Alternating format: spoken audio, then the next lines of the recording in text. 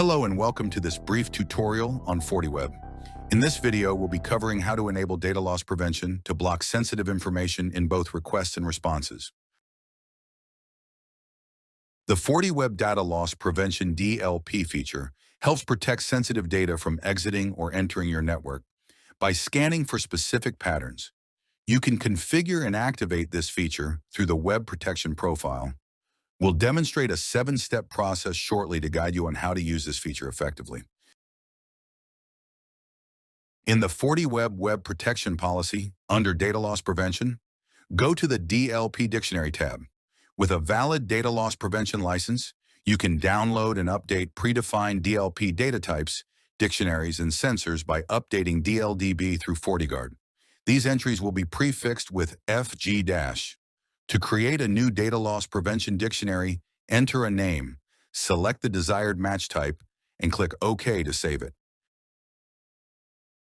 Next, create a DLP dictionary entry. Choose the appropriate data type from the type field. Basic types such as keyword, regex, and hex should be configured with customized patterns.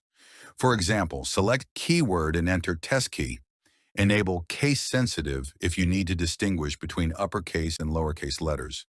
Enable repeat if the data should be matched multiple times. Click OK to save the dictionary. Click on the DLP Sensor tab. To create a new data loss prevention sensor, enter a name, choose the match type as needed, and click OK to save the sensor. Next, create a DLP sensor entry. In the dictionary field, select the dictionary you created earlier. In the count field, set the threshold for the number of times the dictionary must match. If the count is 2 or more, make sure repeat is enabled in the DLP dictionary settings.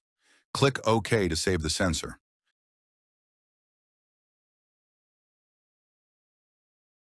Click on the DLP Rule tab.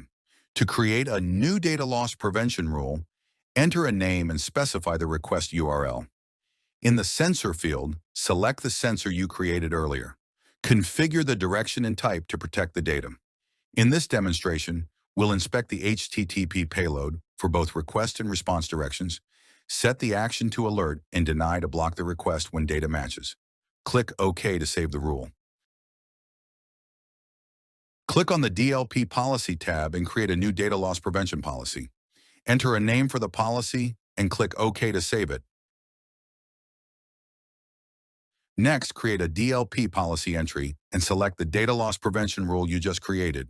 Click OK to save the policy. In the Policy section under Web Protection Profile, create a new inline protection profile and select the data loss prevention policy you just set up.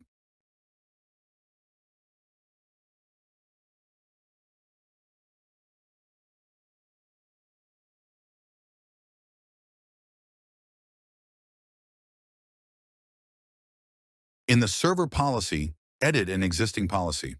Then update the security configuration settings by selecting the Web Protection Profile as the Web Protection Profile.